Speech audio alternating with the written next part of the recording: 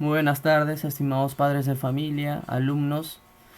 Quien les habla es el docente Luis Orlando Bejarano Espinosa, a cargo del curso de Historia. En esta oportunidad, inaugurando pues el aula virtual, vamos a tratar un tema muy importante en nuestra historia, que tiene que ver pues con la época del virreinato, que tiene que ver pues con aquel cambio que realizó el Imperio Español para ejercer mayor poder en estos territorios. Así es. Te hablo, por ejemplo, de dos dinastías, de la dinastía de los Habsburgo y de la dinastía de los Borbones. Una es austriaca, los Habsburgo, y otra es francesa, los Borbones. ¿A qué tema me referiré? Pues al tema de las reformas borbónicas. Así es, muchachos. Inauguramos las reformas borbónicas con ustedes. Empezamos. Antes de ello, también es importante nuevamente mencionarles la inauguración de esta aula virtual por parte de la institución educativa San Carlos, los cuales pues junto conmigo les damos la más cordial bienvenida a la inauguración de estos temas que servirán pues como un apoyo para cada uno de ustedes mientras, como todos sabemos, guardamos pues reposo, guardamos la tranquilidad en casa debido a esta crisis sanitaria a nivel mundial, por las cuales pues mencionamos que tengan los cuidados, que tengan siempre esos cuidados en cuanto a su salud para cuidarse justamente pues ustedes y su familia, ¿no? Bueno, la bienvenida ya está dada y las clases tienen esa intención de servir como un complemento a los chicos mientras permanecen en casa. Un fuerte abrazo a todos. Muy bien, empezamos con el tema de las reformas borbónicas. ¿Qué vienen a ser las reformas borbónicas? Nos dice esa definición. Viene a ser el conjunto de grandes cambios en lo político, en lo económico y en lo administrativo. Así es, que tuvieron como antecedente a la Guerra de Sucesión Española, señores. Así es, entre los años de 1700 y 1713, el cual llegó a su fin con el Tratado de Utrecht. ¿Qué pasó en esta Guerra de Sucesión Española? Lo que pasa es que la dinastía Habsburgo, chicos, así es, la dinastía Habsburgo tuvo a su último rey, que fue el rey Carlos II. ¿Y qué pasó con Carlos II? Falleció sin dejar descendencia. España no tenía descendencia, chicos. Así es. Entonces, ¿qué sucedió?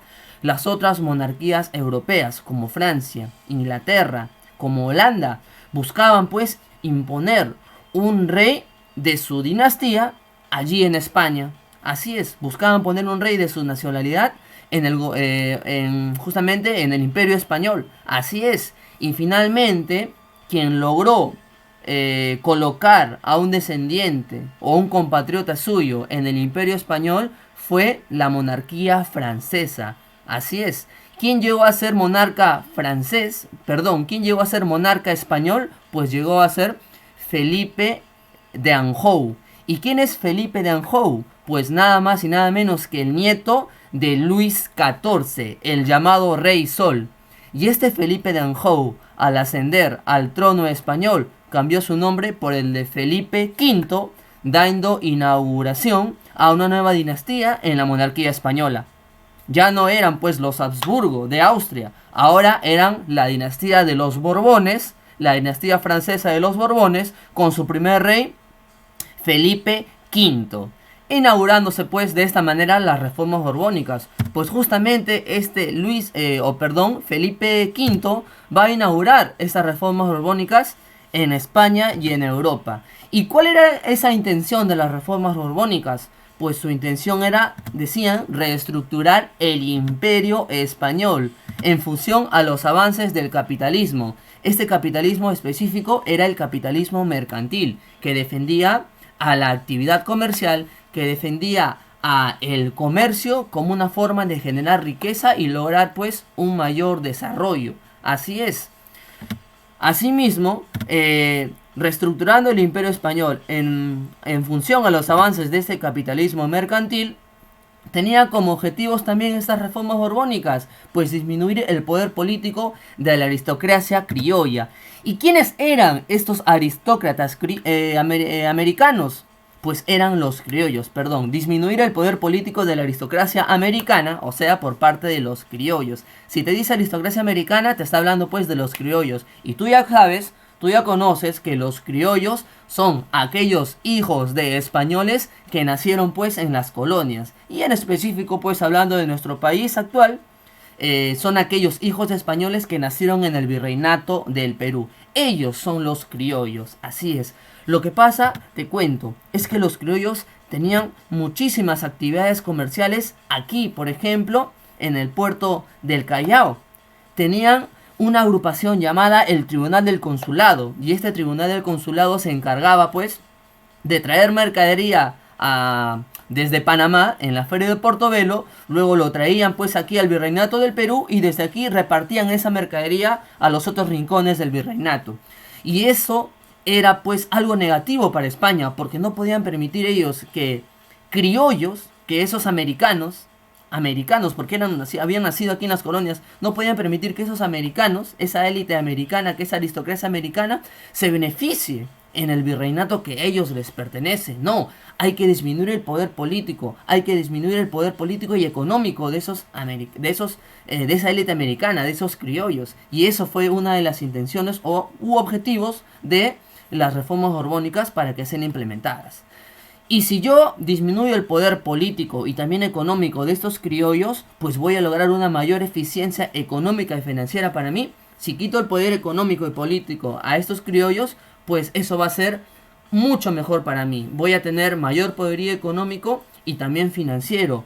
¿Por qué también voy a tener mayor poder económico y financiero? Porque también les voy a aumentar impuestos a estos criollos. Y no solo a los criollos, también a la clase indígena alta. Así es, a la clase indígena alta, a los indígenas nobles, como por ejemplo Túpac Amaru II, hacia quienes se les va a aumentar, por ejemplo, un impuesto que se pagaba por la compra y venta de mercancías y bienes, la alcabala del 4 al 6%. Pero ese es otro tema a tratar.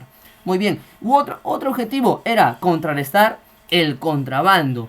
¿Cómo voy a contrarrestar el contrabando? Pues dando ahora sí autorizaciones a esos barcos extranjeros a que puedan comercializar con mis colonias.